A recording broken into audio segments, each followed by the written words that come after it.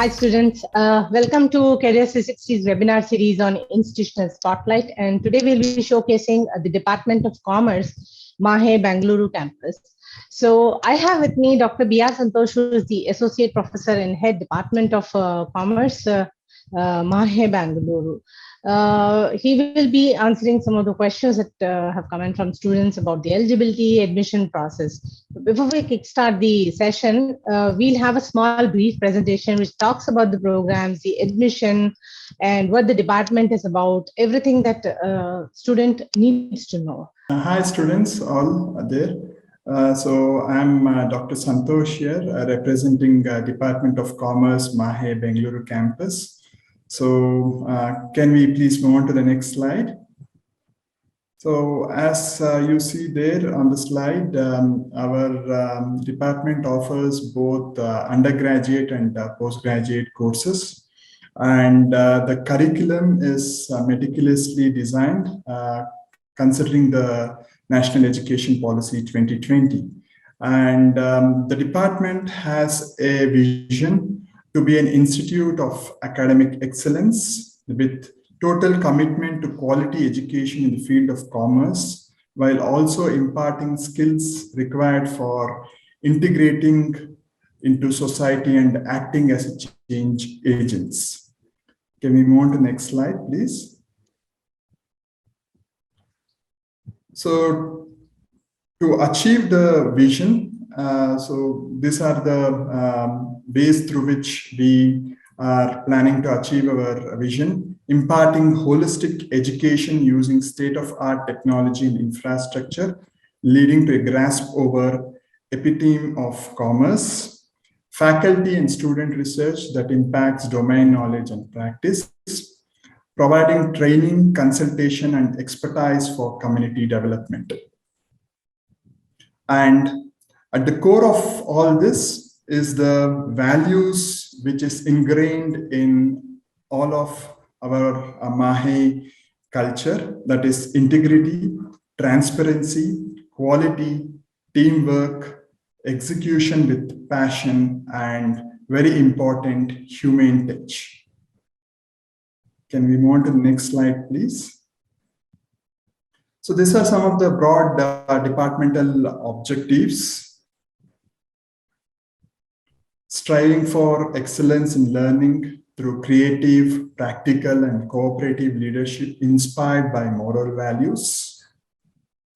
Likewise, developing value-centered perspectives, creating an environment for students to acquire a sound value system ingrained with honesty, justice, cooperation, fellowship, and concern for others.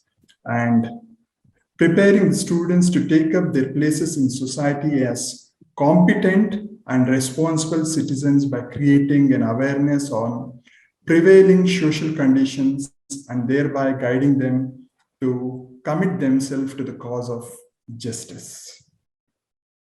Can we move on to the next slide, please? So the program offered by Department of Commerce is Bachelor of Commerce Honors degree, which is a four-year program.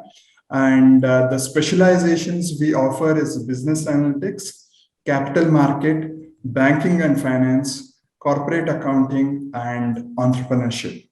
And the postgraduate degree, what we offer at the Department of Commerce is Master of Commerce, and there are two specializations we offer there: accounting and taxation, and finance and banking. Next slide, please.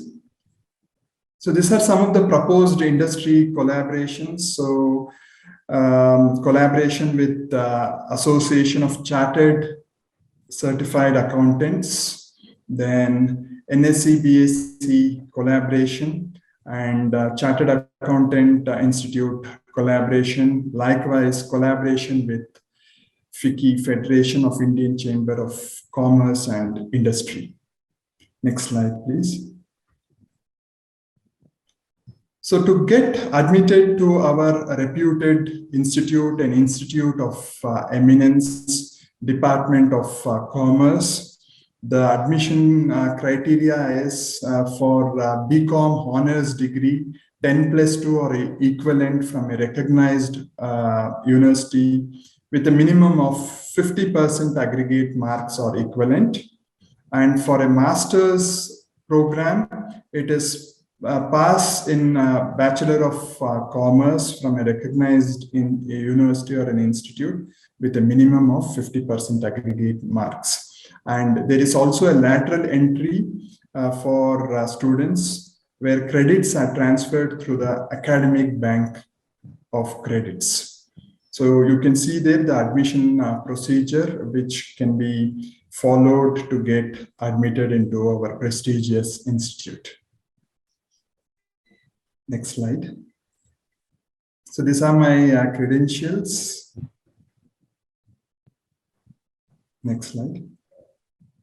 And as I told, I head the Department of Commerce and I have over 2 decades of experience, and my areas of interest includes work-life balance, leadership, turnover, and the areas of expertise and research is given there on the slide. You can have a look at that, which includes work-life balance, organizational commitment, transformational leadership, and personality. Yes. Okay, I think we'll start off with the questions. Thank you so much for the slide presentation. My first question is like the BCom program. While you were presenting, you could just see that it's a 4-year program, and normal BCom programs are 3 years old.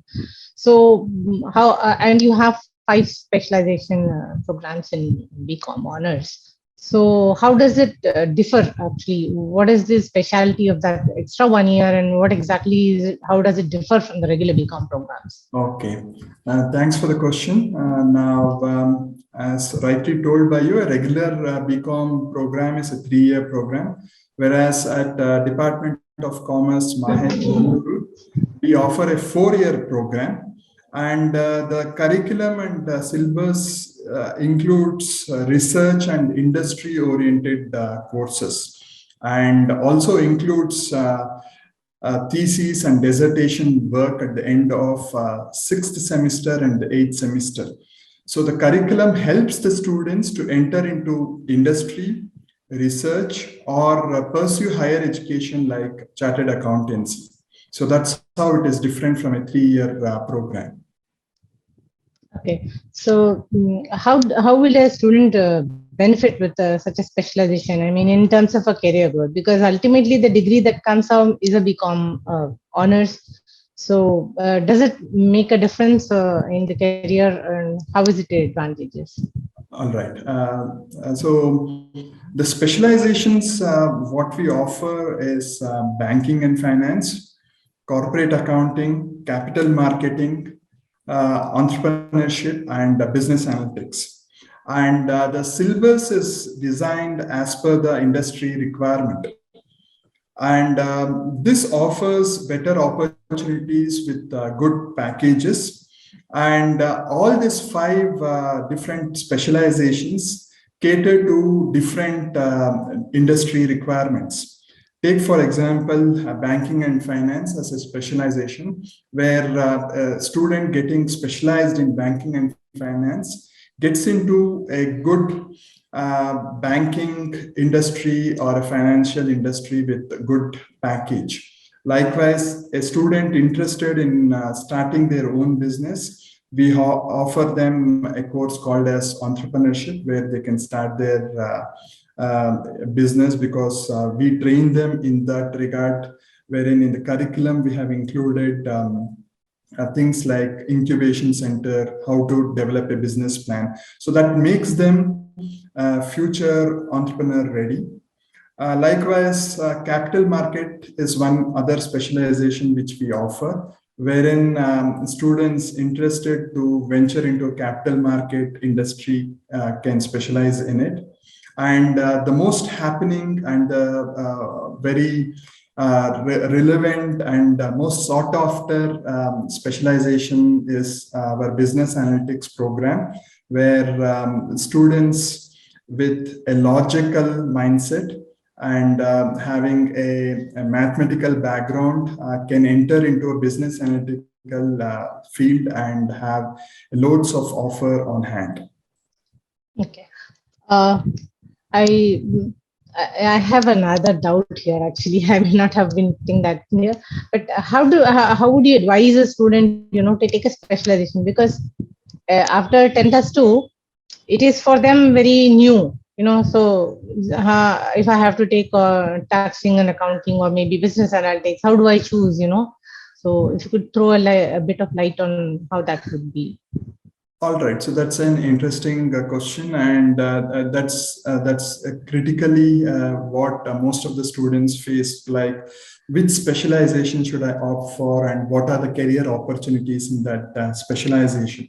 And first of all, as a student, they have to introspect and figure out what are their strengths. And based on the introspection and understanding of their strengths, and in consultation with their family and teachers, they need to select a particular specialization.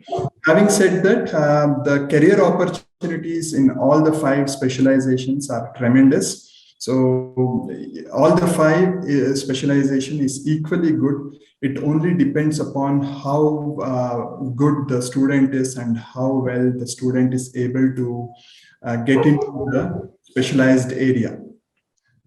Yeah. Bottom line, every course, it is always up to the student. All We can right. only take the student up to a certain level. It is up to the student to imbibe all of that.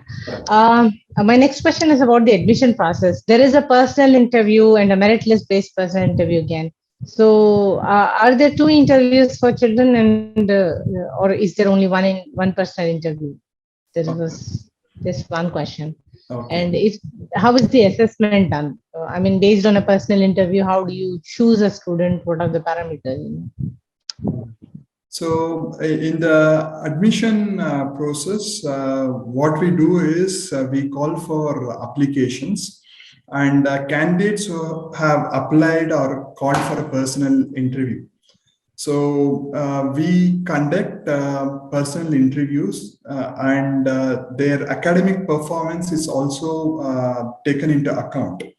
And considering the personal interview score and academic performance, a rank list is taken, and the top 120 students are given admission, because we have an intake of 120 in Bachelor of Commerce, and top 30 students in Masters of Commerce is given student, because we have a intake of 30 students. So we consider personal interview scores, and in addition to that, their academic performance, based on which we do the ranking list. Okay. So may I ask you, what exactly can a student expect, in a personal interview? Because when we talk about a personal interview, most kids are scared, what they'll ask. I don't know, will my admission go in or not? So if you could just throw a bit of light of what, you would ask a child, or how the student should expect it. All right. So when it comes to personal interview, it is very fundamental questions which we asked from their +2 level. So basics, foundations from their +2 levels are asked. In addition to that, a few questions related to their general awareness is asked. So it is more of an interaction rather than an interview. So students need not be perturbed by the personal interview round. So does the course have any practical training in the form of projects or internships? Because most of the times that is also very much needed for any child or student. What you learn in theory, you have to actually put that to use. So what is the internships or projects that are given to students? Yes. So the internships and projects, what we give to the students is in semester 6 and semester 8.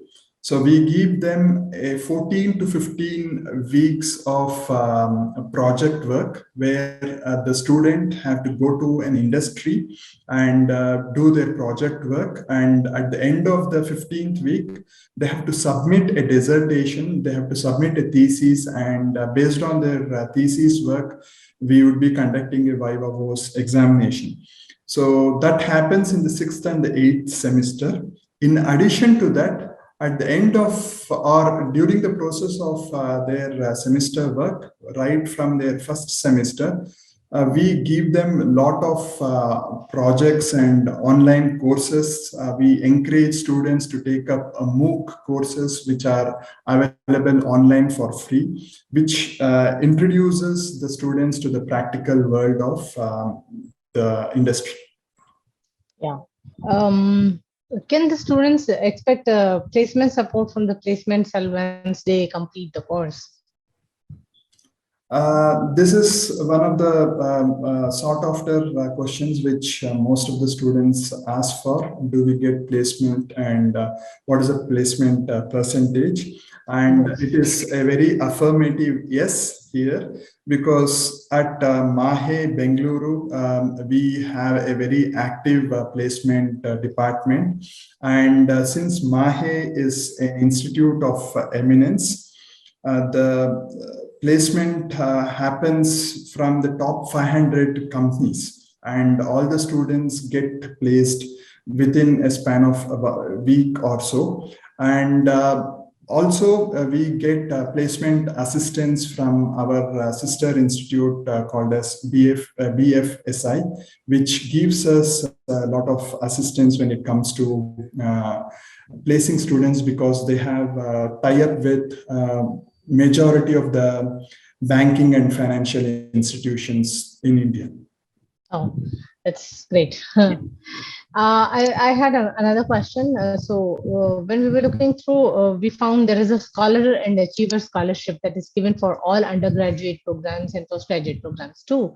So would the students coming under the Department of Commerce be eligible to apply for this if they are, one of those achiever kind of students? And if there are some details you could give about that.